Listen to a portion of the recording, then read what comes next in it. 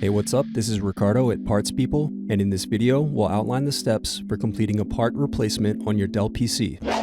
Visit our website and use this coupon for a 5% off discount.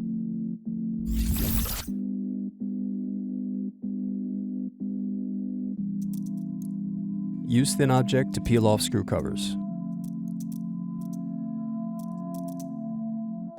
Now unscrew and remove base cover.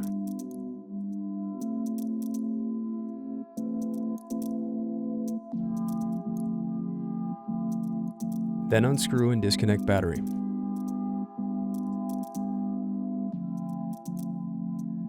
Then disconnect and remove speakers.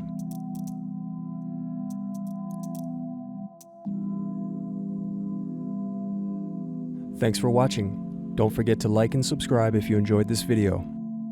And if you need more, check out this playlist to watch other tutorials for your laptop. You can also click here to find parts for your laptop at partspeople.com.